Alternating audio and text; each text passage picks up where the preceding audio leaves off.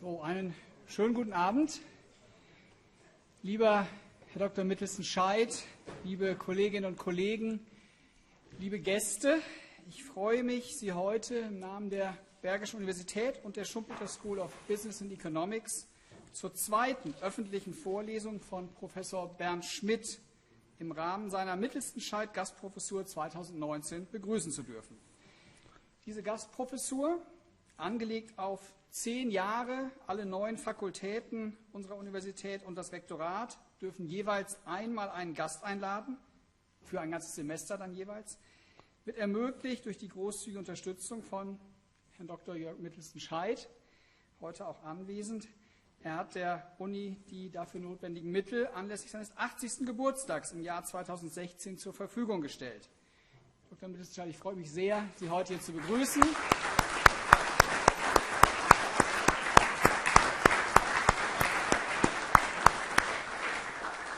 Herzlichen Dank für die tolle Unterstützung.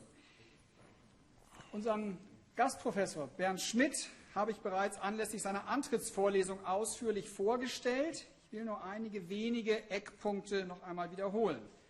Als gebürtiger Heidelberger ist er nach seinem ebenfalls in Heidelberg absolvierten Psychologiestudium in die USA gegangen. Nach der Promotion an der Cornell University ist er seit 1988 an der Columbia University, New York. Heute ist er dort Robert D. Calkins Professor of International Business. Wer sich für weitere Details interessiert, dem sei neben dem Internetauftritt von Professor Schmitt einfach das Video unserer Antrittsvorlesung empfohlen, inklusive meiner Vorrede, das seit heute auf YouTube zur Ansicht auch zur Verfügung steht. Ja, nach der Antrittsvorlesung steht nun heute die zweite öffentliche Vorlesung zum Thema Customer Experience Management auf dem Programm. Professor Schmitt behandelt damit ein Thema, das auch hier in Wuppertal am Lehrstuhl von Professor Tobias Langner intensiv behandelt wird. Und ich werde deshalb gleich auch an Herrn Langner abgeben, der eine inhaltliche Einführung, eine kurze inhaltliche Einführung noch geben wird. Bevor ich dies tue, habe ich noch 2 Punkte, die ich erwähnen möchte. Erstens zur Vortragssprache.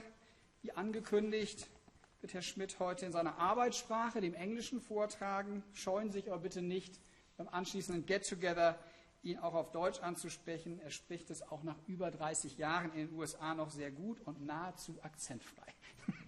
Ein bisschen hört man es, das auch. Okay. Das manchmal. Ja. Zumindest wenn er, so wie Sie heute gerade erst aus den USA dann angereist sind. Zweitens möchte ich an dieser Stelle meinen Dank aussprechen an diejenigen, die sich über die letzten Wochen und Monate bei der Vorbereitung der Mittelsten Scheid-Gastprofessur äußerst verdient gemacht haben und dies auch heute wieder tun. Zum einen ist das Team am Lehrstuhl von Professor Langner, das neben vielen organisatorischen Dingen vor allem auch maßgeblich zu der inhaltlichen Ausgestaltung dieser Gastprofessur beigetragen hat. Neben Professor Langner selbst möchte ich hier besonders aus dem Kreis der Mitarbeiter Herrn Julian Kopka und Herrn Jan Reichel erwähnen. Vielen Dank für die Unterstützung.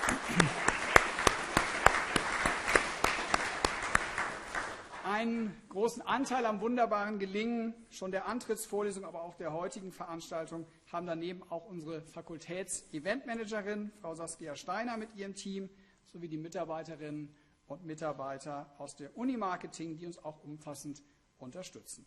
Allen, die beteiligt sind, herzlichen Dank. So, ich freue mich nun auf die angekündigte Vorlesung von Professor Schmitt, aber wie gerade auch schon angekündigt, vorab noch die kurze Einführung durch Professor Langner. Vielen Dank.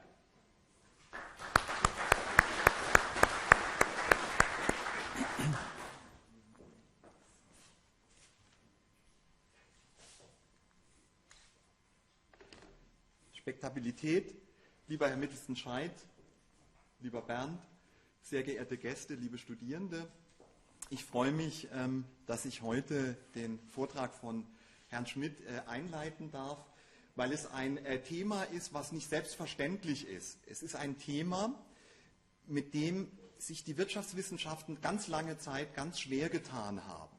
Es ist der lange Weg zum fühlenden Konsumenten.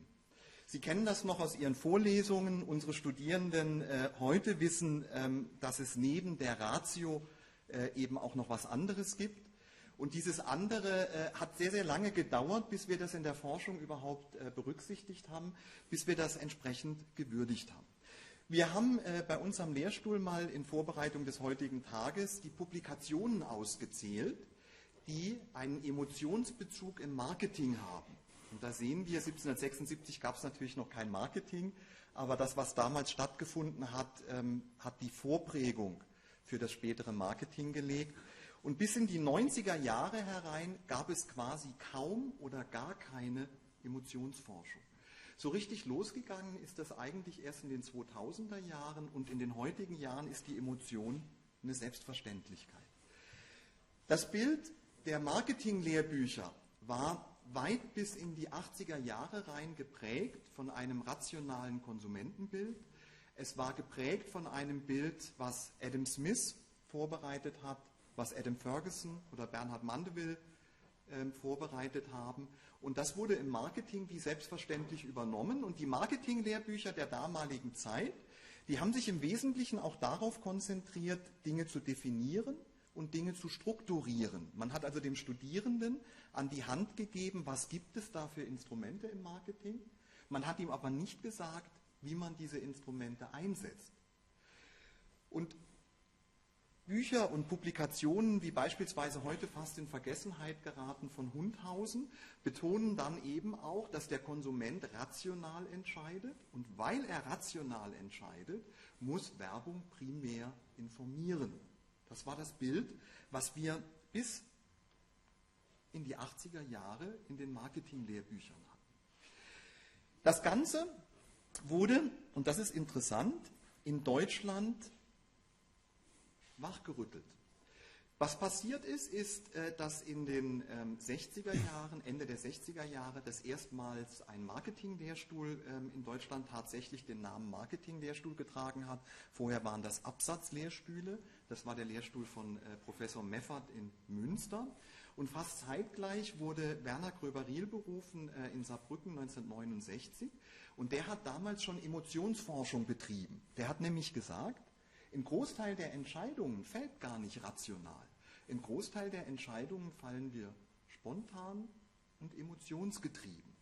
Und diese Forschung, die damals noch in den Kinderschuhen war, die hat er entsprechend mit nach Saarbrücken gebracht und nach seinem Einführungsgespräch, nachdem man also ihn empfangen hat, hat er von den Kollegen das Briefing gekriegt. Sie wissen ja, Sie müssen jedes zweite Semester die allgemeine Betriebswirtschaftslehre hier in Saarbrücken lesen.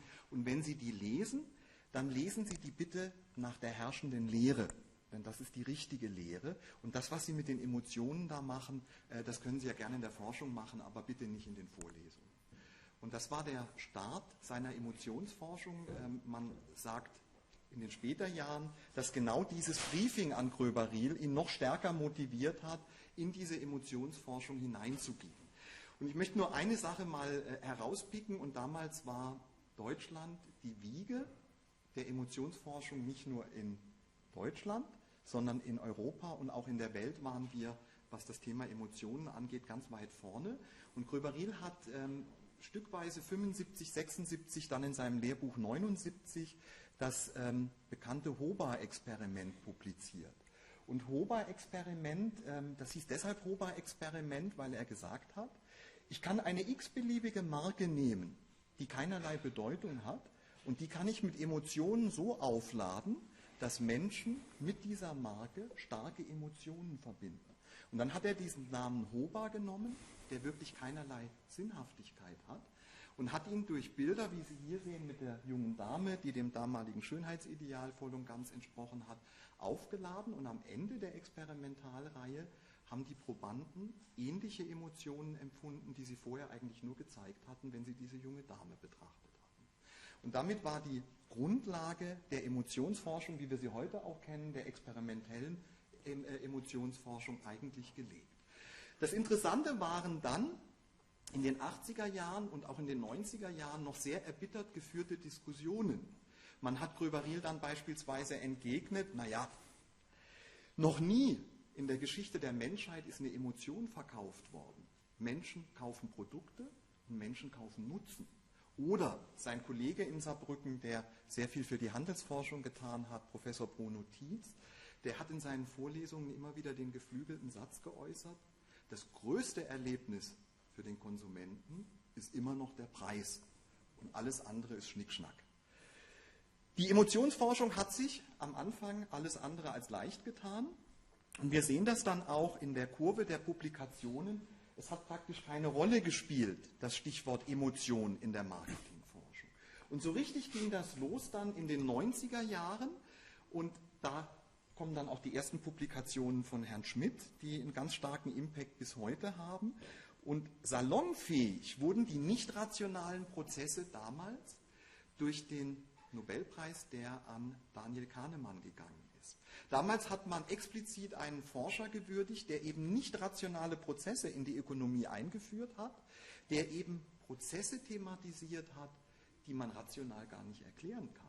Und das Buch, was vielleicht der eine oder andere von Ihnen kennt, Schnelles Denken, Langsames Denken, reflektiert genau das, diesen Dualismus der schnellen Emotion und der langsamen, trägen Kognition.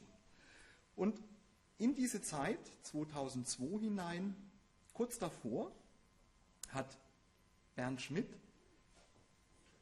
begonnen, in dem Bereich intensiv zu publizieren. Es gibt eine ganze Reihe hochkarätig zitierter Publikationen in Top-Journals. Es gibt Bücher. Das Experiential Marketing Buch aus 2000, da kann ich mich noch gut erinnern, wie das rausgekommen ist, haben wir das in Gießen bestellt an der Universität und konnten es kaum erwarten, bis es dann da war.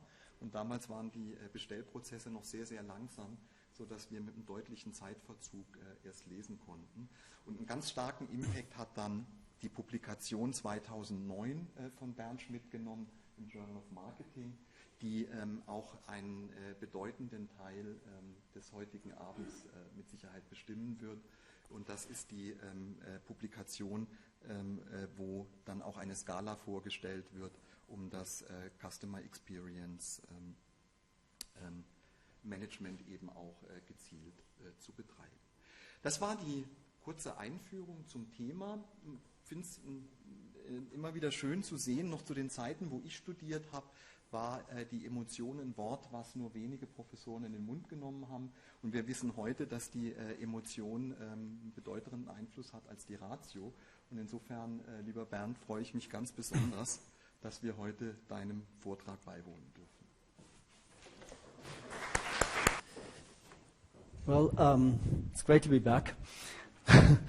And thank you very much for the introduction, Tobias, into this sort of history of the role of emotions in marketing and in, more broadly speaking, in economics.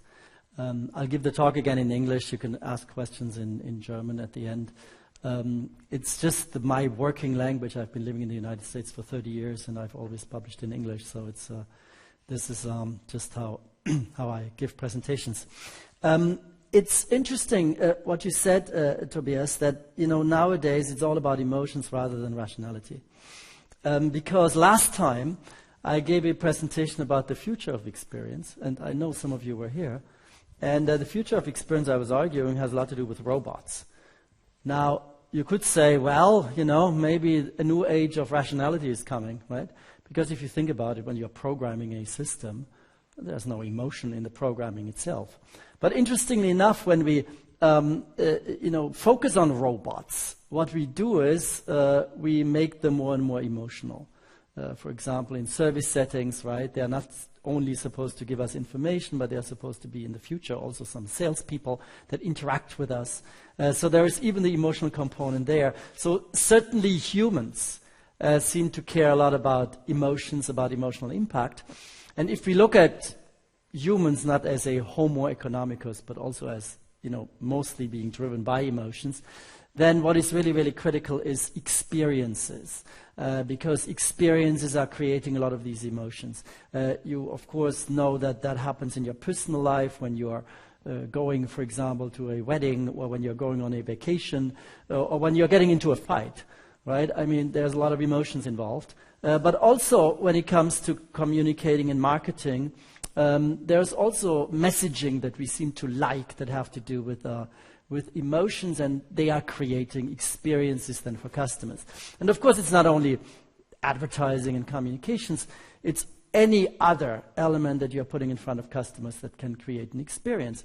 The retail spaces can create experiences, and as a matter of fact, there has been a trend over the last 10 years that has created more and more experiential spaces and places.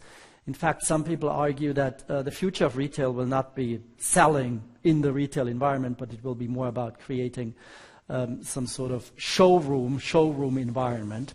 And even when you're looking at packaging or online purchasing, there are also experiential elements as well. So therefore, we need to manage these things, and that's what customer experience management is all about. And I'm going to provide you with some concepts today about how this can be done, some project management tools and how it can be done. And we'll also look at some measurements and a little bit of academic research that was done on the importance of customer experience. You already saw that I wrote some books on this particular topic. Experiential marketing was being mentioned. Before I wrote experiential marketing, I co-authored a book called Marketing Aesthetics. That's on the left-hand side here. And that was actually published in 1997. So basically a little bit more than 20 years ago. And experiential marketing then came exactly 20 years ago in 1999.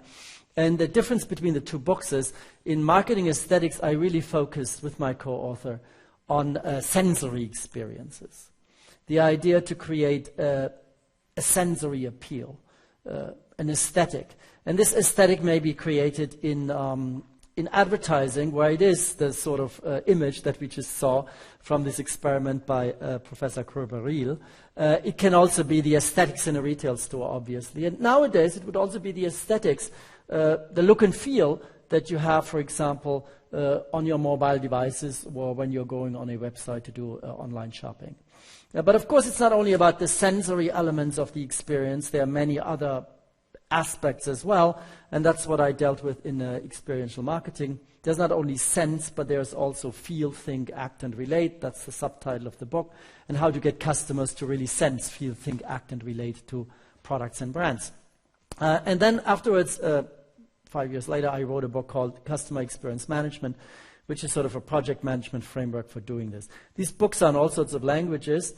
And today, in a way, we are going sort of back in history, because we are looking at these, I think, fairly foundational and fundamental concepts of customer experience.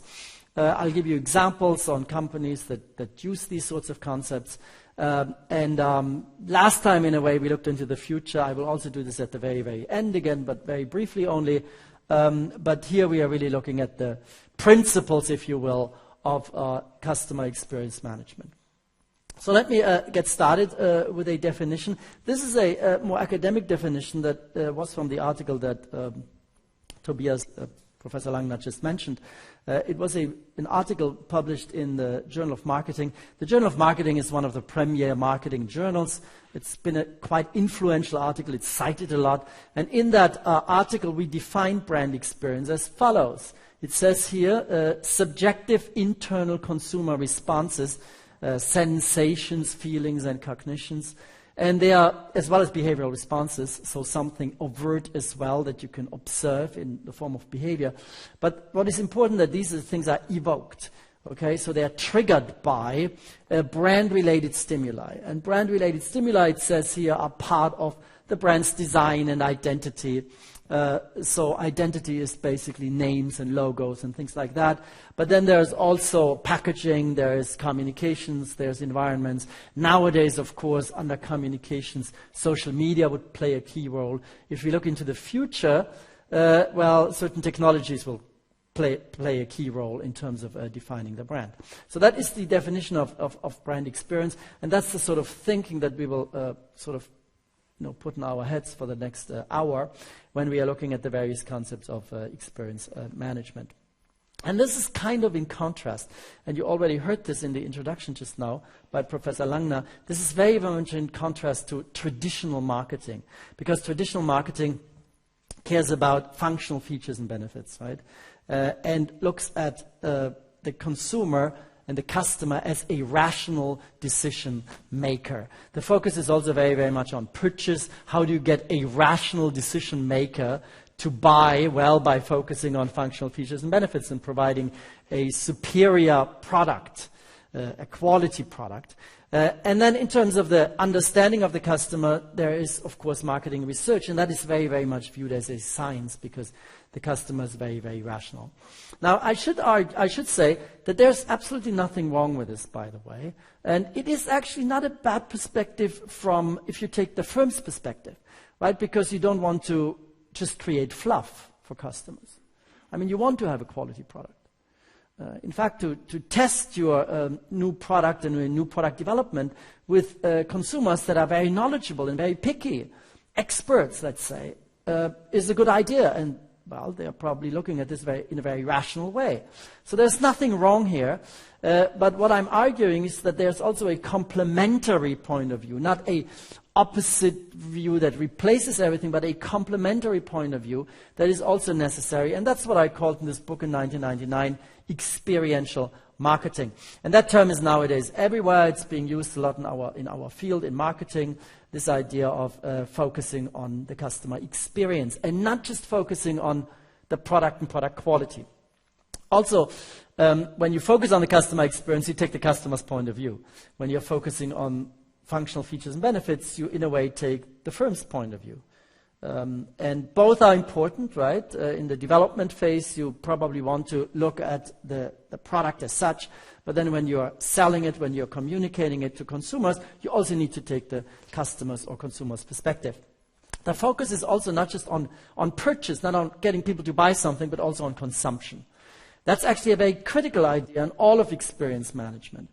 A colleague of mine at Columbia Business School, Maurice Holbrook, who's a very, very famous academic, he wrote an article early on, this was already in the 1980s, that he called that was about experiential consumption. And the term experiential consumption was actually in the title. So it was very, very much about consumption. Because a lot of experiences happen when people have acquired a product, when they are now driving the car, okay? When they are now eating the yogurt. Right? When they are using a particular device, like a vacuum cleaner. That's when experiences happen, right? They don't just happen in the store when you're buying. There's not just the shopping for the product and then maybe the purchase experience that you may have in a store or nowadays online. But there is a lot of experiences are happening when people are using and consuming a product or a brand. The customers are seen as rational and emotional. And then the research that is done nowadays to understand customers is not just a science. It is very, very much about customer insight. As a matter of fact, nowadays a lot of marketing research firms have repositioned themselves as customer insight firms. So to really find this nugget, this special insight, this pearl that really gets you to understand the customer in deeper ways. And that can be done in various ways. It can be done through what is called ethnographic research, almost like an ethnologist looking at consumers, how they are buying, or it can be done also with big data by getting an in-depth understanding of how customers are shopping and are shopping at different touch points, for example, and integrating all of this as part of an omni-channel experience. So there are various ways of doing this, but the notion is really to get a deep insight into customers and into their lives. So that is the overall, let me call it marketing or business philosophy that you have underlying experience, this sort of differentiation from the more traditional forms of marketing.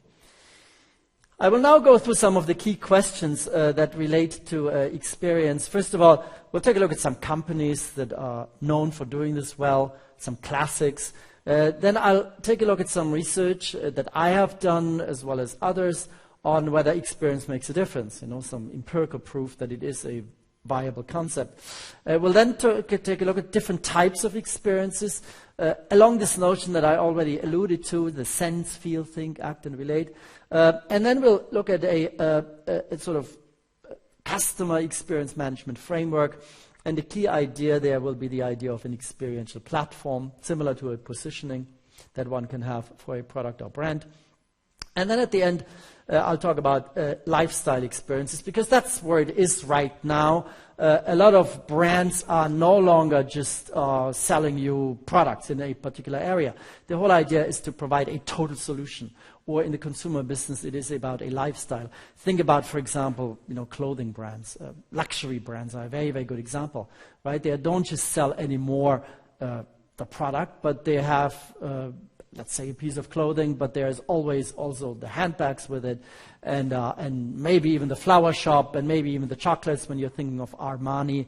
It's been going in all sorts of directions to really create a lifestyle that the customer buys into. And that makes a lot of sense because experiences happen at consumption, right? And consumers live lives, so you need to connect to their lifestyles rather than selling them products. That's the idea. Okay, so let's get started. We'll take a look at some company cases. And here are some classics that sort of everybody uses to talk about experiences, and I will do the same.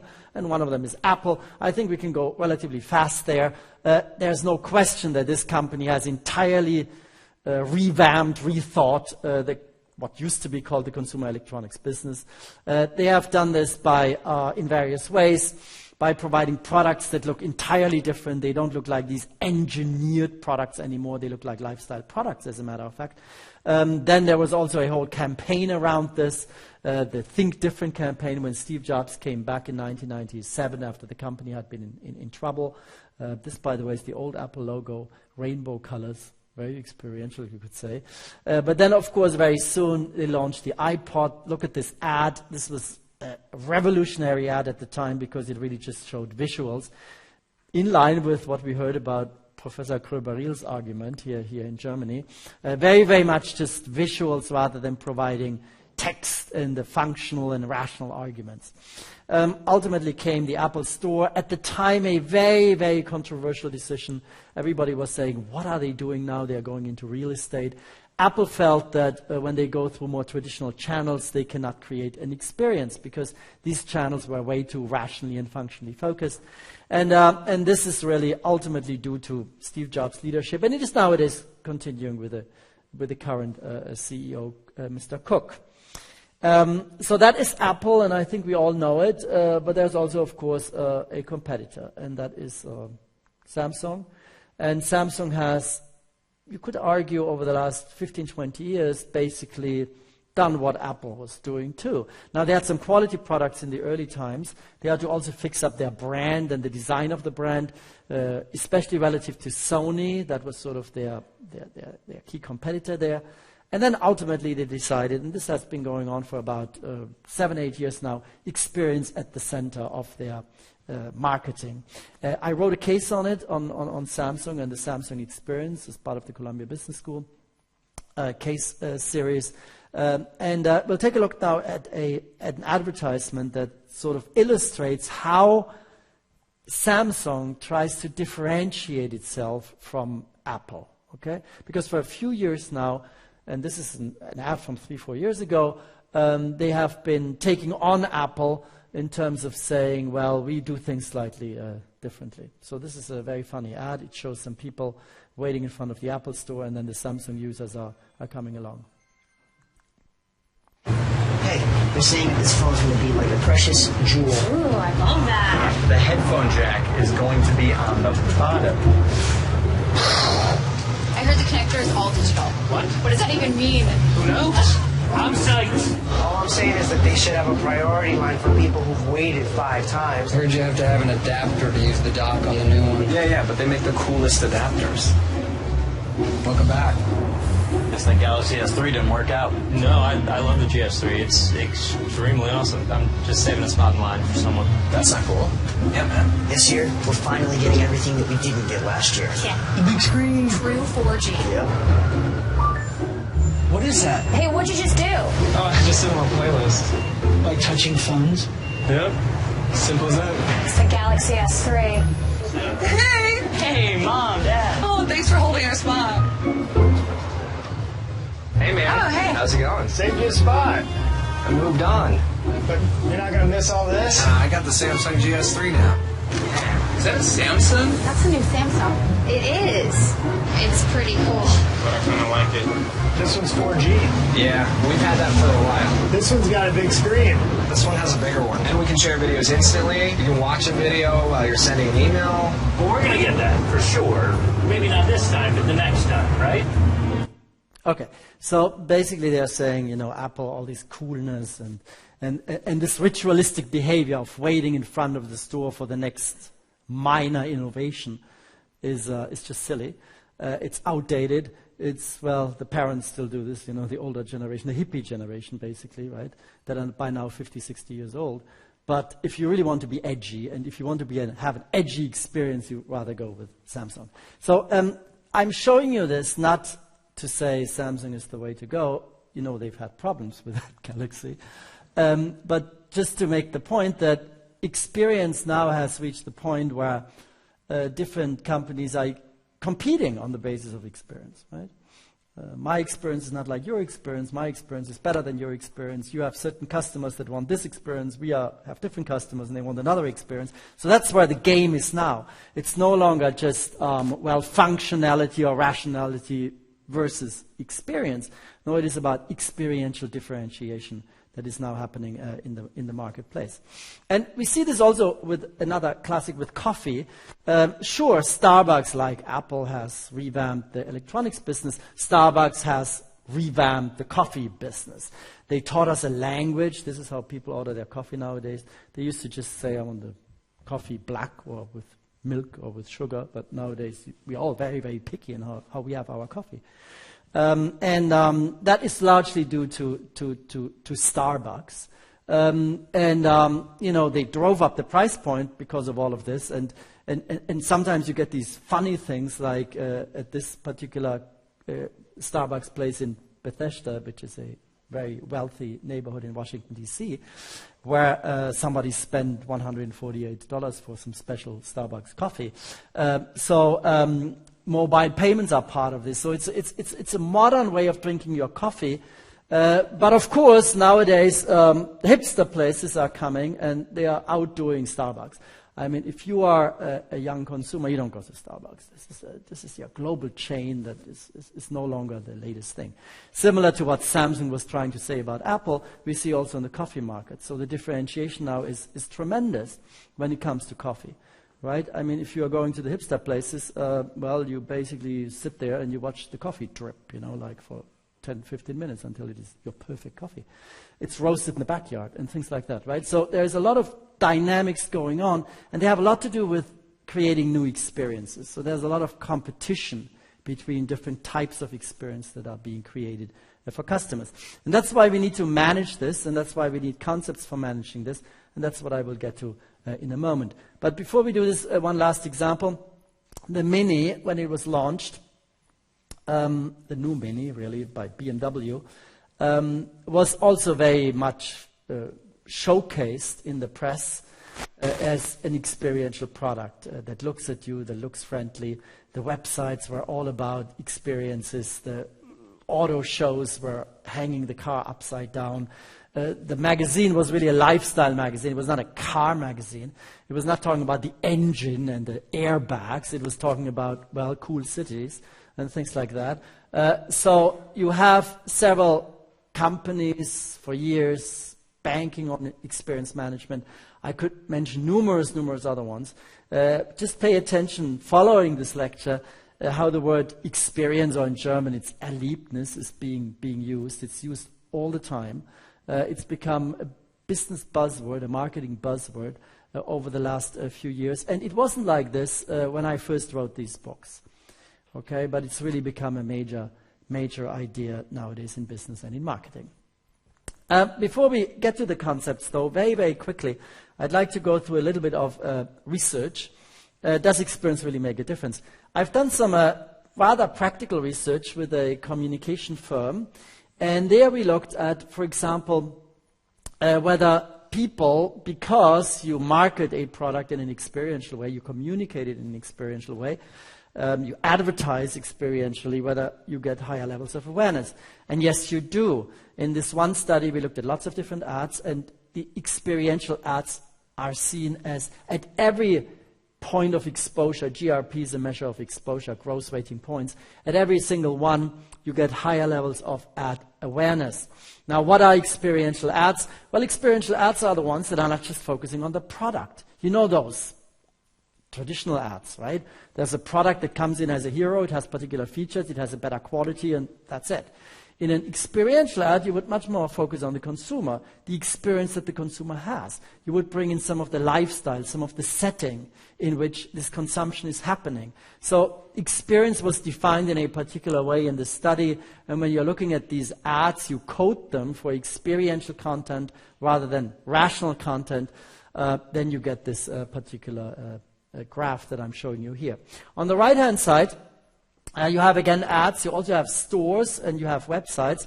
And we are looking at some aspects of customer behavior that are often measured, like customer impressions. Refers to image, the image that people have about the brand. Attitudes means, well, are you positively inclined towards the brand? And purchase intention means, would you buy it? The correlations between the degree of experience in an ad, in a store, as well as in a website, and these various measures is relatively high. The correlation coefficient, as you know, is between -1 and 1. -1 is a perfect correlation. 1 is a perfect correlation as well. You never get this in the social sciences. But something that is considered above 0.4 or -0.4 is usually seen as a very significant correlation. Here we want to have a positive correlation above 0.4 because we would like to ideally see that the higher the degree of experience, the more positive the impact, and that's the case. We could discuss why certain numbers are higher than others, but the overall impact, as you can see here, is quite a significant relationship between the variables on the left and the variables, or the variables shown on the left here and the variables shown in the columns. These are correlations. We could also do some more sophisticated statistical analysis, controlling for what is called multicollinearity and all of that. We've done that too, but this is a simple way of just showing that there is a strong relationship between experience and customer behavior. We've also done experiments. This is an experiment that I did with some of my students. It's published. Where we hold a lot of things constant and then we vary the experience. We also vary the type of experience that I will talk about later, the sense and feel and think and act and relate. And you get significant effects in these kinds of experiments. So even in an experimental setting where you can control everything, which you cannot do when you do field studies and correlational studies that I just showed you, but when you can control everything and you can really then attribute something to the experience, you can show effects of this idea and of this construct. Professor Langner already mentioned that in this article in the Journal of Marketing, we also created a scale. The scale is called the EX scale. EX stands for experience, and it measures sense, feel, think, act. And, well, relate is not measured here. The reason for that is that relate has a lot to do with feelings. So in this particular empirical study, they were very correlated with feelings. So the scale just have these 4 dimensions, but I often also talk about 5 dimensions. And there are simple items to measure this. There are 3 items per type of experience. So 4 times 3, it's a 12-item scale. It's very, very parsimonious. It's also been used a lot by businesses, not only in academia, because it is so simple. And it has very desirable scale properties. It falls into these 4 dimensions, and we've validated this through multiple studies. As a result of this, we can create experiential benchmarks. We have various companies that we can measure in terms of how experiential the brand is overall and what kind of experience it provides. So we have a database on this. And we have in that particular article also correlated experience, what done as part of a structural equation model. We've shown that experience predicts satisfaction as well as loyalty. So repeated behavior over time. So not just buying something once, but actually, because you're probably satisfied with the consumption, also buying it again. Finally, I've been involved in a project where we analyzed a lot of ads for a major consumer packaged good company around the world in both more developed and emerging markets. And the overall finding is this: experience is really more relevant, and that makes perfect sense, right, for more developed markets. right? When you're talking about developing or emerging markets, where people are becoming, part of the middle class for the first time, so they're moving up in the social hierarchy, and now they are buying certain products that they didn't have before, things like a washing machine, and then they are really caring more about functionality. So there's a caveat here. It's not that the whole world nowadays needs experiential marketing. In the early stages of development, what people really, really care about is just having a product that works. And that's what they are focusing on. Right?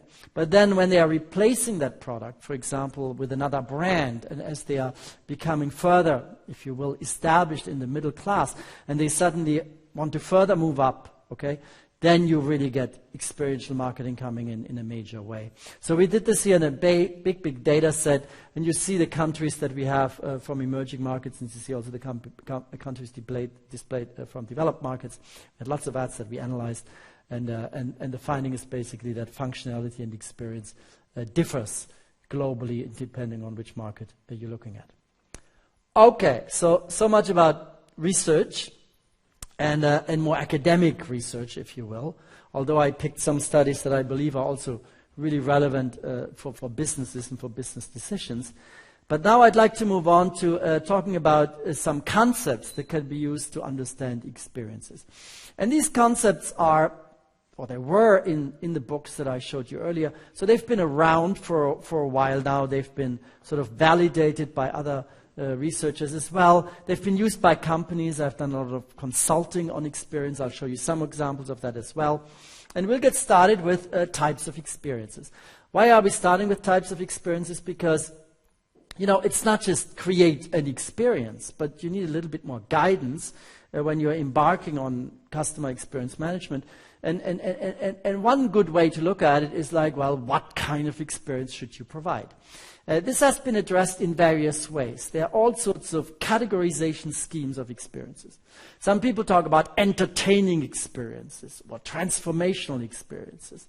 And I talk about these kinds of 5 experiences. I call them sense, feel, think, act, and relate. They have been derived based on some model of how the mind works in cognitive science. They've also been developed based on some practical case studies, right? So there has been various inputs here.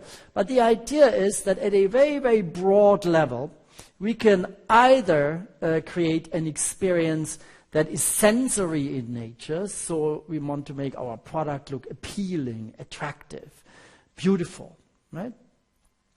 Or we can create positive feelings and emotions related to the product or the brand. We can also, and this is not about rationality per se, but it is about thinking nonetheless. We can also get people to think maybe in new ways about a product or a brand. We can stimulate their imaginations, their creativity through experiential campaigns. I call that a think experience. We can also create an act experience, getting people to do things perhaps in new ways. And then we can create a relate experience. Relate is very much about community. It's about connecting with others. So these are 5 different kinds of experiences. I should say that they are not necessarily exclusive. In fact, in some research, we've shown that it is a good idea not just to think of it in terms of just one of those, but maybe in terms of 3, 4, 5. And 3 seems to be the magic number. If you have 3 types of experiences at the same time, usually the product, the brand is more successful. There's more bonding to that brand and so on. And I will refer to this as sort of a more holistic brand rather than one that is sort of unidimensionally focusing just on one kind of experience. But let me give you some examples of what I mean by these things too. We'll get started with sense. A brand that I've analyzed as part of experiential marketing is the brand Godiva. It's originally from Belgium, but it was owned by all sorts of other companies in the meantime. At some point in time, it was owned by Campbell Soup, an American company. Nowadays, it's owned by a Turkish company. Both of them actually don't want you to know this. Although I must say that Campbell Soup once had the idea to really bring their own corporate brand into Godiva. They wanted to do some, what is referred to as endorsement branding, meaning they wanted to call this Godiva, now comes the endorsement, by Campbell Soup. From an experience point of view, that wouldn't be a good idea, it seems, right? I mean, think about it. Campbell Soup in America, you may know the brand from Andy Warhol, by the way, who has done some beautiful paintings on Campbell Soup. But Campbell Soup is a very, very ordinary, canned product. It's a mass market product. It's not supposed to be anything special. And Godiva chocolate has always been positioned more as a sort of premium kind of chocolate. Not at the level of the chocolates we have nowadays, the ones with 80-90% cocoa content and that make you happy in the afternoon. Nothing like this. It is more of a premium mass market global brand, but it is certainly not at the level of Campbell Soup. All right? So this would not have been a good idea. Instead, they decided to redo the stores. This is all under Campbell Soup. And to really play up the sensory qualities of this chocolate in terms of the taste, in terms of the how it smells even, but then also in terms of the visuals and the design of the stores. So you can see a lot of gold there, a lot of attention to details. You see these individually packaged items and all of that to really make this more luxurious and really have sensory appeal. You also have it with the in the name, right? You have Godiva Chocolatier. The French language, it turns out, is always very experiential. I've done a study on this where we gave people new brand names, like Creux-Baril, the professor, right? He makes up a brand name. We did the same. We made up a brand name. It was R-I-M-O-R.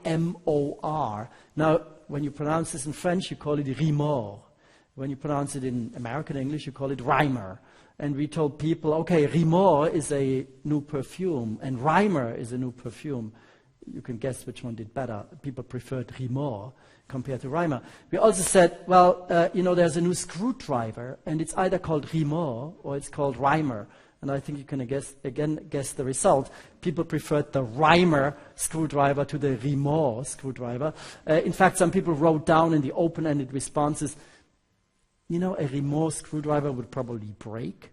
Right? So these are the sort of perceptions, stereotypes, if you will, of the French language or French culture and American language and American culture. Right? We have these stereotypes, we have these things in our mind, and we can play with them, right, when we do experience marketing. So this is called Godiva Chocolatier. It's not called chocolate maker or something more functionally sounding. And the whole design, I think, also really expresses the sensory appeal that the brand is supposed to have. Which is a little bit different from this brand here, Clinique, something really very medical almost, right, clinic. But when they launched the fragrance as part of their line, they call it Happy, and they showed a woman jumping up and down in happiness, and there was happy music being played at the sales counter. I was involved as a consultant in this project. We tried to experientialize really the selling situation. That also included that the selling should not be done behind a selling desk like this, but you should always go around the desk and interact with the customer. You may want to smile a lot, right? Stand close to the customer, maybe even touch the customer. Okay, in some markets, totally acceptable. While you're interacting, you go at some point in time like this. In other markets, like the US, for example, this is a no-no. So we really, in a very detailed way, try to create this happy or this feel experience for this particular brand. You can see there are lots of little elements, lots of little details that are always involved when you create these experiences. We've just seen it with Godiva chocolate. We've also can see it here with Clinique Happy, right? There are various trigger points that you can use in order to create the experience. This is a Think experience. It's a campaign for HSBC. They just changed the campaign again, by the way. I just saw it when I was going on board in New York on the Lufthansa flight last night. You walk towards the plane, and they have all these ads there. And they've been doing this for a long, long time. And they used to have a campaign that you see at the top. Then they changed it into various other campaigns that you see at the bottom. The idea is always to get people to think about how relative their perceptions may be, to think about the future. Even the new campaign is again about getting people to think. So I also have this term think experiences, creating something intriguing, something that people think more about, something imaginative, something creative. That can also be one type of experience.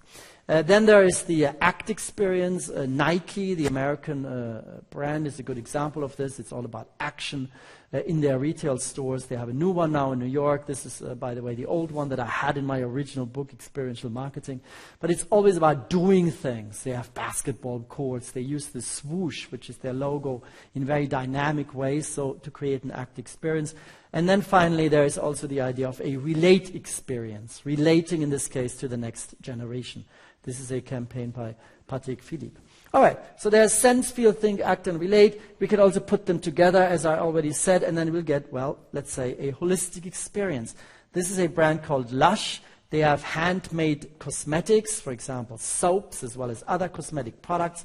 You can see it's really, really colorful. From a sensory perspective.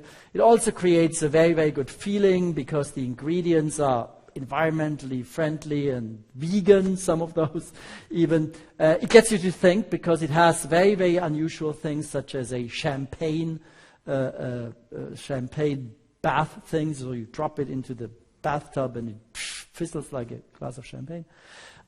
You also have, of course, the act aspect. You can do things with it, and you have to relate. It's really becoming more of a community for this kind of brand. And we see this with lots of other brands, too.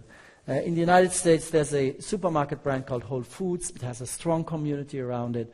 You have the Apple community. So the idea of brand communities are also very, very much an experiential concept, because there you have the consumers interacting, communicating with each other, further enforcing the brand, acting as brand ambassadors, and so on. Okay, and these sense, feel, think, act, and relate, they have other key concepts associated with them when you engage in their management. Now, that was the first key concept. The other one, besides these types of experiences, is what I call these experience providers. They're sometimes also referred to as touch points or contact points. It's the same sort of thing, roughly speaking. So the idea is, well, look at this. You have the product, you have the visual verbal identity, you have the packaging, the people, the events, the environments, the social media, traditional communications, maybe other things, or we could dig down and analyze those further. Say environments, we could say, well, stores, and in the store you have the merchandising and you have the music and other things like that. So the point is, when we are doing our experience marketing, we need to dig deep and analyze how the experience is being created at these various contact or touch points. Okay? And it all needs to be integrated. In my book 20 years ago, I gave the following example. There was an ad by this Visa card called Next Card. It was very, very aggressive, iconoclast, you could call it. Banks are history. We hear this also again nowadays, right? Bitcoin will come and banks will be gone. So it's the same sort of thing. It's almost a déjà vu 20 years later, more realistic nowadays than 20 years ago. But there was a lot of hype, right? Everything will go on the internet.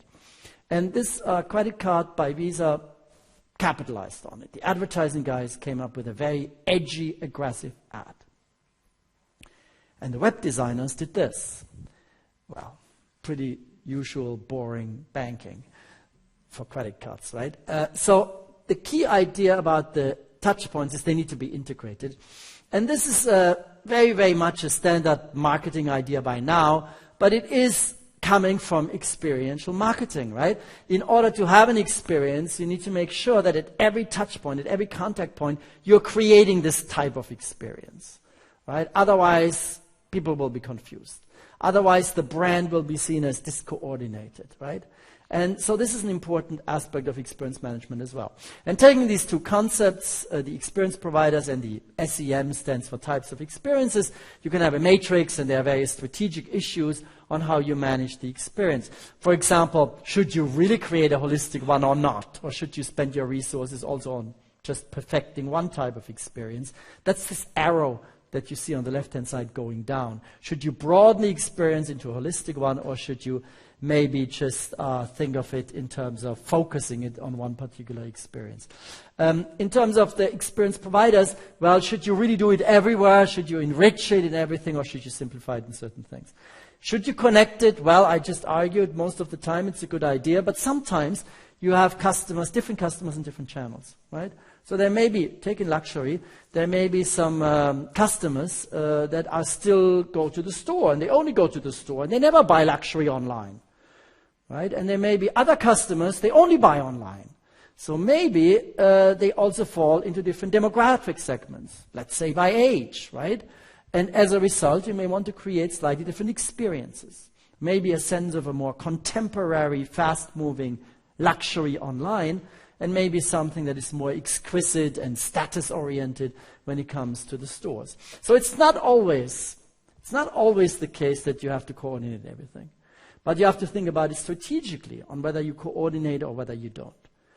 And then there's also this one here that I call intensifying versus diffusing. I'm illustrating it with a feel environment cell. Take a company like Disney, right? I mean, they create feelings and they have environments, they have theme parks. Well, how intense should the experience really be there? Should it be, if it's too much, it comes across as cheesy or tacky. If it doesn't come across enough, well, you don't have a feeling. So you need to do a lot of testing also for each one of those cells that are of concern for your brand in terms of getting the experience exactly right. And also refreshing it over time, staying relevant over time, because once you've created an experience, it gets outdated pretty fast. So you always need to update it and innovate from an experience point of view as well. Innovation is not just a technical issue, it's also a marketing issue. There's also marketing innovation and experience innovation. Okay, I'm skipping a couple of slides here because we are running a tiny little bit late. These are slides where I show experience in service settings and how you plan, for example, a club and the way a customer enters, for example, a club or a hotel, and how you manage the experience at every touch point there. There's a time dimension that's very, very important when it comes to services, the first encounter, the next encounter, and so on, and when the guest comes, when the guest leaves, and all of this. And I'll also skip this one for the purchasing process. I'd like to get to this idea of the experience platform. It's a key idea in experience management. And it is coming from my book, Customer Experience Management, which was published in 2003. I had a project framework there. You first need to understand the customer. Now, that's old marketing news. Well, you want to focus on the customer, understand the customer. I argued earlier today, you want to create interesting insights into customers. And I'm using a very big word here, or big phrase here, called analyzing the experiential world of the customer. Okay? The idea not just to understand the brand and what they like about certain brand attributes, but broader understanding people's lives and how the brand can fit in. And out of this, the idea is laid out in the book. You want to create an experience platform. Okay, what the experience in general should be like. The sense, feel, think, act, and relate can be part of it. The customer touch points and experience providers can be part of this. But you want to do this in relatively simple ways. You want to, like a positioning statement, basically write down what the experience should be for the customer and why that experience, what is the value that customers are getting, and generally speaking, how should it be implemented. And then it will ultimately be implemented in the brand, in the customer interface, let's say in a store or online buying or mobile purchasing or in a call center, in terms of interactivity. And then there needs to be this continuous innovation that ensures the ongoing relevance for the brand. So the first one is analyzing the experiential world of the customer.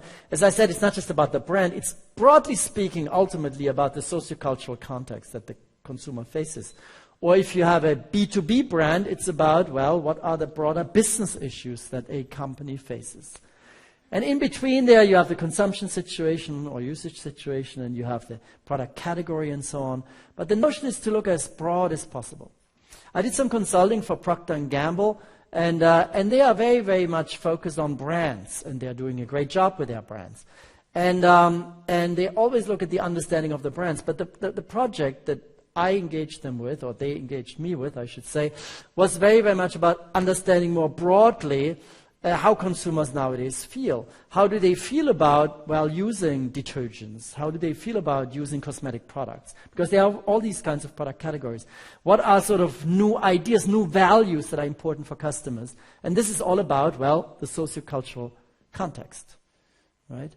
Nowadays, there's a trend towards simplicity, for example, major trend. You have in the German market nowadays products that, are soaps, and you can use them for cleaning the table. You can also use them for cleaning your face. You can also use those cleaning products for washing your hair, and you can do them for all sorts of other things as well.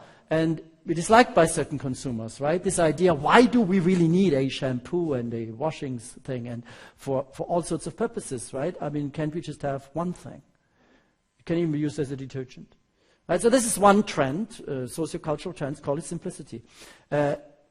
Environment, green is obviously a major trend, has been for many, many years, especially in this country, of course, right? It's been a huge issue.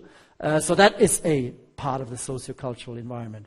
But there could also be other things, and you need to analyze those, and then you need to bring them to the brand ultimately, and create new experiences that way, right? So it's not just about, well, you come from the brand and then you say, how can I make that brand relevant to a sociocultural trend?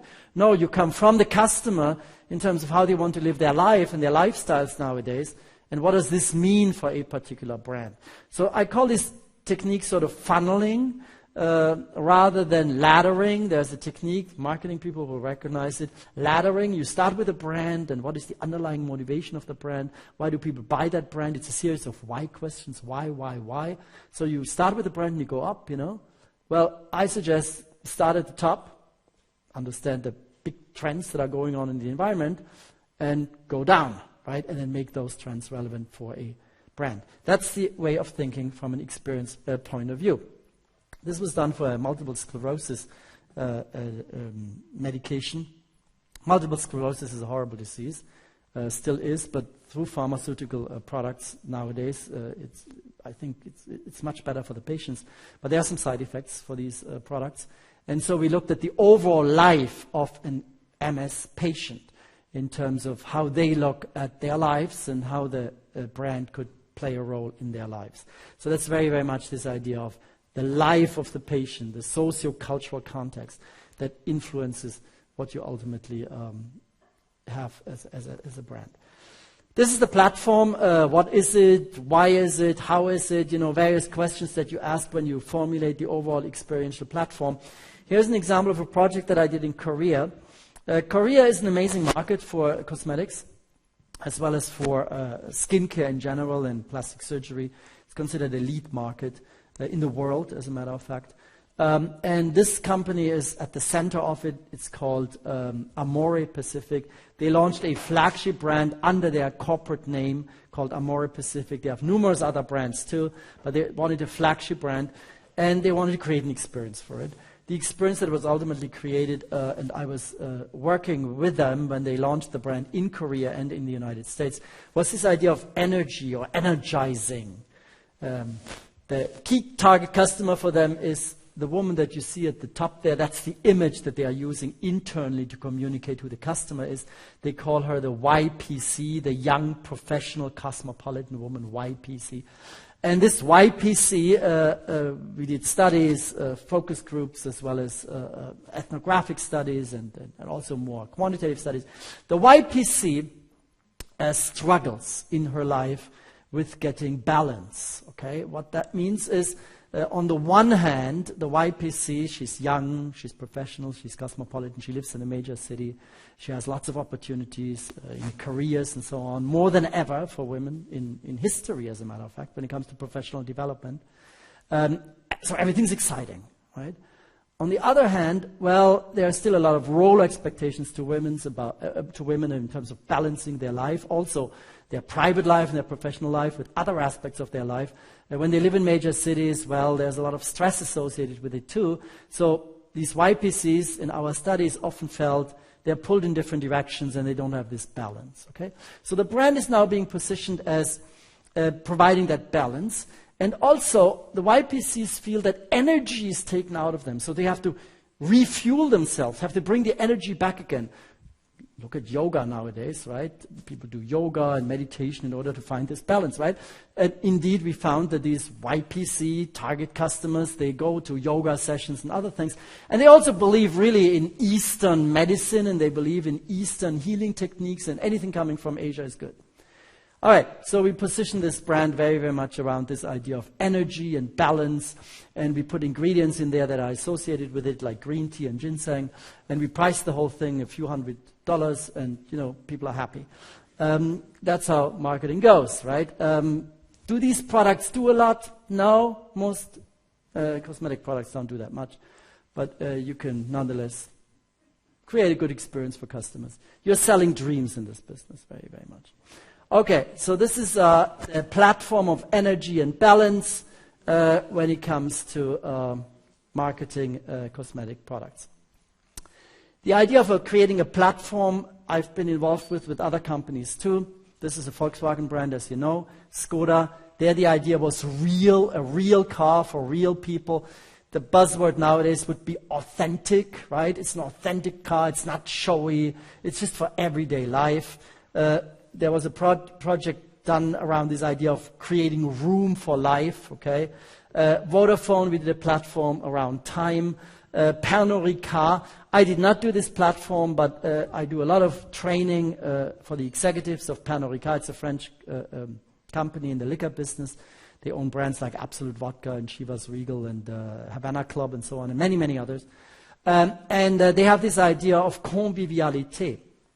Okay, living life together and having fun while you do this, and their products become sort of part of that. Very, very experiential.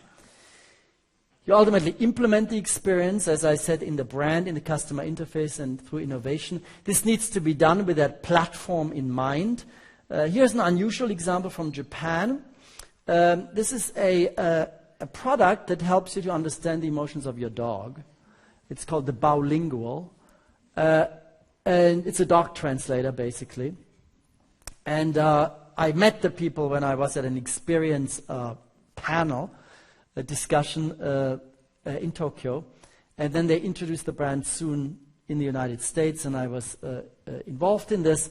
The idea was, how do you communicate this notion of emotions when it comes to dog and a dog product? Well, you do it in Japan, at least, by showing these cute pictures. You see those, but that's very Japanese, right? You understand the emotions of your dogs. In America, it turned out you have to downplay these emotions a little bit, because you have very, very different dogs in America than you have in Japan. In Japan, you have very, very small households, right? A lot of dog owners are young women, and they have these little dogs because of the space constraints, and also because they find them cute, they go with the small dogs. In America, the most common dog is a big dog, okay? And as a result, the emotional appeal has to be sort of downplayed a little bit, because well, for a big dog, and and there's also a difference in terms of ownership between men and women, you want to basically show off the strength of the dog, and the dog can fight and can, defend your house or something like this. Whereas in Japan, it's very, very much about feelings and cute and toys and that sort of thing. So the product was slightly repositioned when it came to the US market. In fact, the image on the left is from the American product. The one on the right is from the Japanese version, right? So you can also see that you have to be really sort of careful when you're doing this experience marketing on a global scale.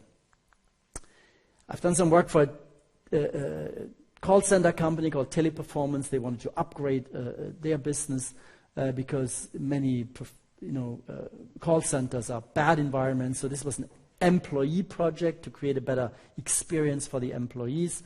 And I've also done some work when I was in Singapore for 2 years with Singapore Airlines. Singapore Airlines is considered one of the best airlines in the world, but they wanted to further, increase the experience that they already had. I just mentioned that for some of the projects, there's also an internal component, an employee component. So it's about people and processes. So it's not just a marketing issue only towards customers. It can also be an issue within the organization, right? How do you create the right experience for your employees? And I think this is more important than ever because nowadays, especially when you're looking at a younger workforce, some older people in HR sometimes tell me, when I hire nowadays, it's more like they interview me rather than I interview them. Because, when people nowadays want to work for companies, they say, well, what do you have to offer for me? I mean, on Tuesday afternoon, I go to my yoga session, right? And on Thursday morning, well, I have to take care of my dog, right? So can I have flexible work hours? That's a certain kind of experience that, let's say, certain employees might want, might desire. Not only that, the workplace has to look a particular way. Google has been very, very good in doing this, right, in getting people to say, well, a certain part of time and part of your work doesn't even have to be related to what we do. And they provide a lot of food, and they provide ping pong tables and massages and all sorts of things as part of the offices. So you can see that the experience issues are not just marketing issues towards customers on the outside of the organization, but they're also employee management issues. So the whole experience model then, in a way, starts with this internal experience that drives the brand experience, the customer interface, and the continuous innovation. If you don't have happy employees, especially in the service business, well, you won't ultimately have happy customers that will stay with you. And that is captured by this marketing idea of customer equity, the lifetime value of customers that you see in this graph. Okay, just very quickly, I'll talk a bit about the lifestyle experience. I'll go a little bit fast here. But the idea is basically as follows. You have brands now, they really sell you a lifestyle. It looks like they sell you products, but they bring it all together in the form of a lifestyle. This is the Japanese retailer Uniqlo. Very, very successful these days. The company was almost bankrupt in the 1990s. But nowadays they're a global brand around this idea of simplicity and to a certain degree also technology. So it's about a lifestyle, right? Keep things simple. Indeed, when it comes to lifestyles, what's happening is that when you engage in a particular lifestyle and call it a way of life, a way of living your life. So some people may lead an artistic lifestyle. They're into arts and opera and ballet and things like that. Other people live an outdoor lifestyle, right? They're very, very active. They love nature. Other people live a, family lifestyle. They like to do things in the home with the family and always with the family, right? So there are different kinds of lifestyles. What these lifestyles really do is they provide you with a sense of self-identity, meaning they define who you are as a person. And symbolic interaction means when you're interacting with others, you use this identity almost as a symbol to portray who you are. So it's not only about, you are a certain kind of person. No, you also show to others that you are a certain kind of person. And then you're engaging in conspicuous consumption. The term originally comes from Vöbeln and the leisure class and all of this. But nowadays it is used very, very generally as you're using products to signal something. Okay? So you can see that it comes sort of full circle. Meaning, I buy certain products because I'm a certain person. It gives me a certain identity. I communicate this to others. And in order to communicate it, I also buy certain products. And when I buy these products, I take them as an indicator that, I live a certain lifestyle and so on, right? So take the Uniqlo example. That would be our conspicuous consumption. It reinforces a certain lifestyle, which is about, I don't care that much about clothes. I want things to be simple. It can be T-shirts and relatively inexpensive or value kinds of products, right? And this is your self-identity, right? I care about other things. And you communicate this to others, and that's why you buy Uniqlo and other brands like this. So that is the idea of lifestyle. I have some more details on each one of these ideas, what lifestyle is and the self-identity that I just talked about, the symbolic interaction, as well as the conspicuous consumption. But I think we can leave those aside. You got the overall idea, right? The idea that it's a circle, basically, right? And everything reinforces itself. And nowadays, we live in what is called a postmodern society. So lots of things are lifestyle kind of concepts. It's not like in the pre-modern times where, we were born in a particular village and that's where we were and we did our job and that's where we stayed for the rest of our lives. Bang, here we are. It's also no longer this sort of ideology of progress that we had in the 20th century, right? Towards a goal, always better, always growing, and so on. Nowadays, it's sort of all mushed up, right? We are one person one day, another person another day. We have this lifestyle, we engage in all of this, and we are searching sometimes for an identity. We are sometimes confused, and of course also the products and the experiences that are being provided by products, they also play into this.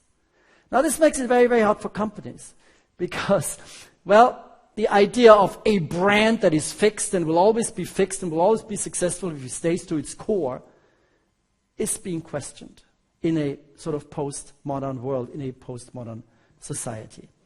I've done a project on indie businesses. Now, those are basically, you could say, businesses coming from a new sort of cultural movement, right? These independently owned businesses that are creating new experiences and meaning, because lots and lots of people nowadays feel alienated. Alienated because, they would love to go back to the old days when, I wasn't born in my, place, and this is where I am, and this is it, and this is my neighborhood, and these are my friends, and that's how it is. Now, the concept of alienation also has to do with Marx and Engels, right? Because they talked about the workers' alienation from the work as part of the production line. I think similarly nowadays, as consumers, we are often alienated from the products because we don't know where they come from, where they are being produced, who's produced them, and all of this. So there's a new trend now to say, I want to know. Right? I want to deal only with an authentic company. I want to have products that are part of my community. I want to eat food that has been, produced in terms of its ingredients within my region, within my neighborhood. Right? And that is sort of the idea of independent businesses, and also the whole idea of the hipster movement, right? Which is becoming, I think, a almost global trend. You have it in the United States, you have it in Germany, you have it all over Europe, you have it in Asia. Nowadays when you go, you have your coffee places and you have your alternative clothing things and all sorts of stuff. So we did a study on this in order to understand indie as a subculture and all sorts of businesses. And we did experts interviews and we did store visits. And we tried to understand this new experience that is, I think, very, very much going on in our contemporary environment. And what seems to be going on is that the indie business model is quite different from what we have as a standard sort of corporate business model. The corporate business model is about a large, professionally managed international corporation, focuses on growth, it does supply chain management, price for high profit, and so on. It's global brands, and it is very, very much separating work and life, right? The employees come and they work here, and I don't care what they do otherwise. The indie business is very, very much about small things. It's about mission and sustainability. It's about fair sourcing, fair price. It's about local business. It's about integrating work and life. And it's kind of interesting to watch whether this will be further growing and whether people will show a resistance to work with major companies in the future. But of course, companies are also changing. So they're incorporating some of these elements into their own business. When you're looking at what Starbucks is doing nowadays in terms of its new flagship stores, they're putting the roastery in there. Right? They're informing you more and more about where these coffee beans are coming from. They're doing good to the world, to the planet. When you go into new hotels, I'm staying in a brand new one here in town, in the Holiday Inn Express. I think it's just 6 weeks old. Now this is a mass chain hotel around the world. But when you go to the room now, you get all sorts of new elements that are in a way picked up from this new lifestyle, from this new hipster indie sort of thing. So I think this is a very, very interesting case study to look at, and that's what we've done. We came up with certain store themes. The stores are very nostalgic. There's a lot about organic and wholesome, about real authentic. It's about the local community. There's also an element of activism always there, right? In terms of the overall ecosystem, there are certain characteristics. The values have to do with individuality, with authenticity, with creativity.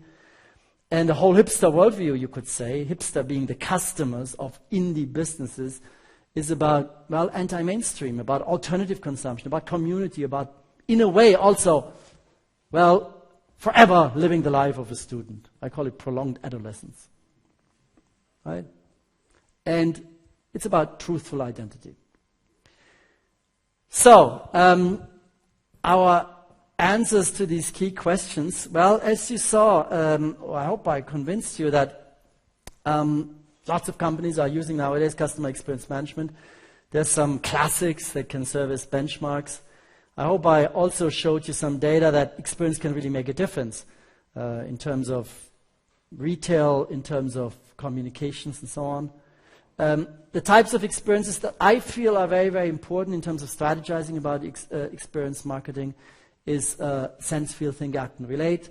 The experience platform, I think, is a key element to communicate clearly what the experience should be and do all of this at every touch point. And nowadays, I think it's also, especially when you're in a consumer business, it's always about creating a lifestyle and not just looking at these things sort of independently. Okay, thank you very much.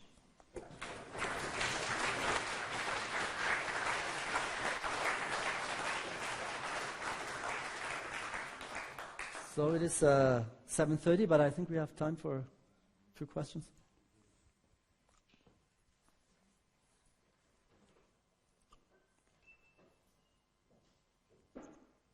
Yes. When you introduced the concept of experience, was thinking about ontological perspectives of experience. So in psychology, modern personality theories distinguish between different personality systems. And the way of how we experience products or other issues in our environment, things in our environment, differs between those systems. So the question is how this kind of experience may manipulate the customer, whereas other forms of experience are more insightful or provide more insight into the world. Okay. I have a few thoughts on this. First of all, the term experience, the way I've used it here, and I'm not sure you're alluding to this as well, but I think there is a semantic issue, right? I mean, take the German word for it, Erlebnis, but there's also a word called Erfahrung, all right? And you have this actually in lots of different languages. Even in Japanese, you have keiken and taiken. And so it seems to be a universal thing. Now, in the English language, you just have one word, experience. So it can refer to something that you experienced in the past, that's Erfahrung. Or it can refer to something that pretty much happens in the here and now, right? The view that I've presented here, if you want to look at it from a psychological perspective, is mostly about Erlebnis. It's mostly about the here and now. Right, and in a store and so on. But of course, you also store this in your memory, and then it becomes part of your Erfahrung. And that's an important distinction because the Erfahrung ultimately filters what the Erlebnis will be like. Right. So to a certain degree, experience is really, really something that is in the customer's mind, like any brand as well, right? They really reside in the customer's mind.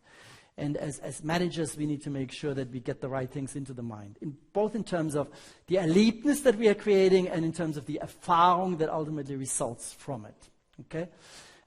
So that's one thought I had. The other one, when you refer to in psychology, they have different distinctions, different systems.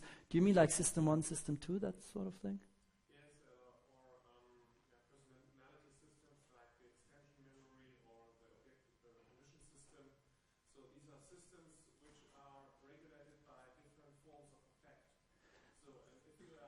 Right. You are more open to manipulating stimuli, whereas other systems are more insightful and provide a more holistic and integrated perspective on environment. Correct. Right. I mean, there is just for the rest of the audience, there is indeed a distinction in psychology nowadays, also used in marketing, between sometimes it's called system 1, system 2. Sometimes it's referred to as automatic versus deliberate sort of processing. Sometimes it's referred to as some memory that might be procedural, so it's ongoing, or it might be declarative, meaning it's factual, it's a particular meaning, and so on. I haven't used any of these terms, but in a way, what I'm doing here, I think allows for any kind of these systems. Okay, let me say what I mean. Take the deliberate versus automatic distinction. Well, some of these experiences, when customers have them, they're very deliberate. They know what's going on. They can articulate it very well. Other things are probably relatively subtle. So when you go into a retail store, first you might say, oh, this is an exciting store, this is a great store, but you may not be able to pinpoint why that is being created, right? But I could put you into an analytic, deliberate mind to get to this. So this concept really can take care of these things. Also take the other distinction that you may have alluded to, is declarative versus procedural. Procedural is knowledge that happens by doing things, right? So I learn something when I do certain things. Declarative means, well, I study and then I learn, right? There's a famous quote actually by Confucius that says, you can learn by studying, but you can also learn by doing, and the latter is really, you learn something about life, and the first one you learn nothing. So the point is, here you have also declarative things, right? Companies communicate, this is what we are about. They're communicating a certain brand image and so on, and through that they create a particular experience. But this is also a very dynamic procedural concept too, because you go to stores, you're interacting through social media with the company and so on, and there you're learning something from the company too. So it's very interactional as well. So I'm not sure it is right to say this particular point of view of experience here. I think it's actually I believe it allows for all different kinds of ways of looking at it from a personality or cognitive point of view. But we can discuss further if you like later. Okay, any other question? Yes. I have a question related to the issue of continuity. What you mentioned is that continuity was for a long time very important in brand management, and you always stress it's important that you manage your brand in a way of an evolution. And coming up with the indie approach, for example, it's more like discontinuity. So what would you see the future of continuity and discontinuity? Do you think it's just related to a small market like the hipster market, and the big market is still eating Milka, for example, and Snickers and Mars, and the hipster market, for example, here relies on discontinuity? Or do you think discontinuity will be something for the mass market too in future? Just for the clarification for the rest of you, Professor Langner is the branding guy. Right? So in branding, we have believed, I mean, you and I and everybody has always taught, we've always taught, there's a lot of continuity. We believe it takes years to build a brand, and then the brand will last forever. I mean, I'm exaggerating a little bit, but that has been, correct me if I'm wrong, that has been the paradigm, right? And I think it's amazing what's happened over the last 10, 15 years. When you're looking, for example, at the major brands, right, according to this theorizing, in terms of the valuation studies, right, well, if I compare one from 20 years ago and compare it to now, still the same kind of brands should be there. And some of them are, Coca-Cola and so on, but there are lots of new ones too. So there is a lot of dynamism in the market, number one. So I do think in terms of continuity, I don't think any brand can rely anymore just on or rest on its laurels. It always needs to be relevant for consumers. That's one thing. Now, but continuity can also mean something else. It can also mean, well, should I have this one protected brand positioning? And what I try to illustrate is with the hipster market is, again, this dynamism that you have in the market, that new things come, new inspirations come, new issues come up. In indie businesses, it's very, very much about issues and values, and they change, right? So my view is brands will be much, much more dynamic in the future. And you see this already with even with the ones that you mentioned, right? I mean, Nike and so on, they've become extremely dynamic in terms of what they do. And the brands that don't do this, that say we are a sneaker and will always be a sneaker, and it's really for like sports applications. It's not like you walk with it on the street and you put like, for example, some cool image on it and you connect with street culture and all of that. This kind of brand would not survive anymore, right? You have to be open to all these influences.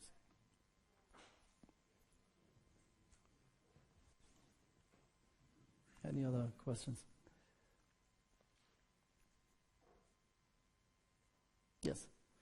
What is your perspective on, let me phrase that, my generation and the next one after me, which is called Generation Z or Generation Z?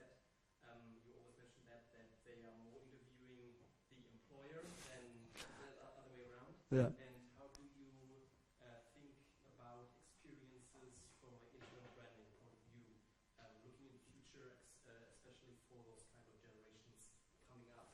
You mean especially the employee thing? Yeah, I mean, I don't know. You know yourself. Maybe, I tried to be a little bit ironic about it, right?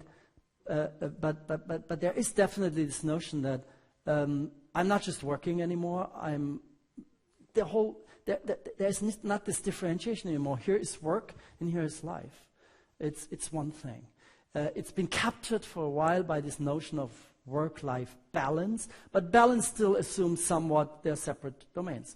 I think what you see with the younger generation is you want to incorporate both, right, and that sort of thing. What will come next? I don't know. I do think what will come next is the Chinese. And the Chinese work really, really hard. Okay? They work from 6 to midnight. And they have no problem with that. So there may be a backlash. You know, enjoy your new work-life integration for the next 10, 20 years. And then comes the real global competition. That's my view.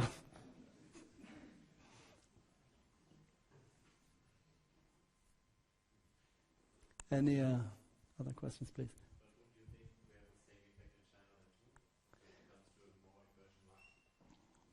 No. Not yet. It's you know I see it with PhD students, right? At least I see this. I mean, in Chinese society in general, as you know, it's coming from the positioning of the government as well, right? And of the society and where it wants to go. It's very much about being recognized with products, with brands, with the culture, and all of that. And that requires some it requires some passion and pride. And will the next generation of Chinese be different? Maybe, could be. Could be. I don't know. Okay, let's take one more question and then.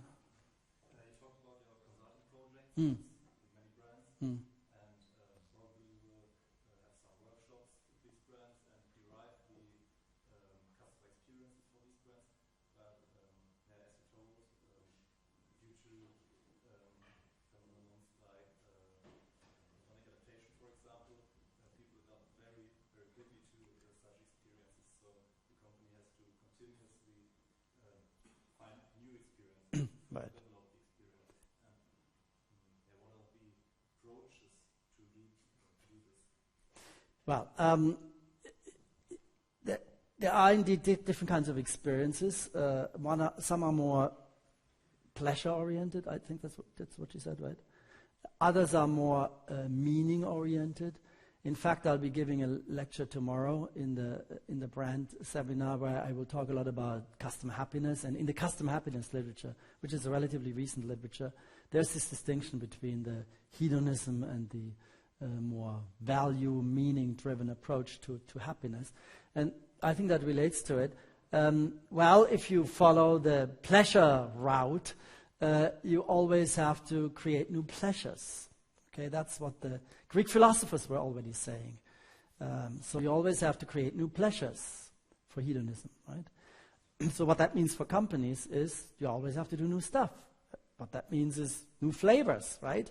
You see this all the time in the food and drinks business. New flavors, another new flavor, another exotic thing, another creative thing, combining things that you never heard about, and so on.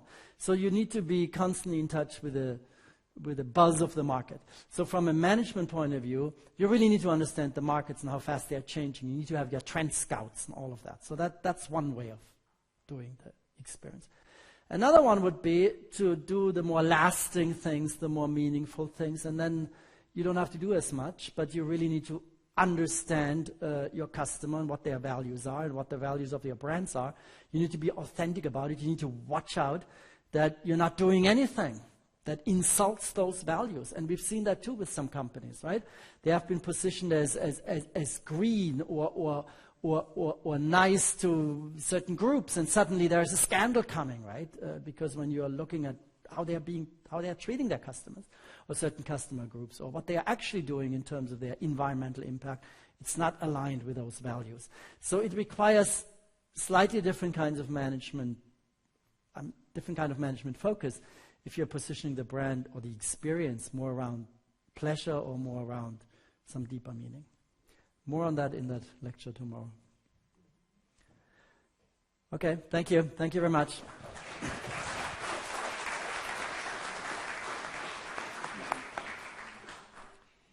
Lieber Herr Schmitt, vielen herzlichen Dank. Ich habe eben überlegt, wie lange es her ist, dass ich zum letzten Mal eine Marketingvorlesung gehört habe. Ich glaube, es war bei dir, Tobias, als der Marketingclub mal hier bei uns an der Uni eingeladen war. Dürfte aber an die 10 Jahre her sein.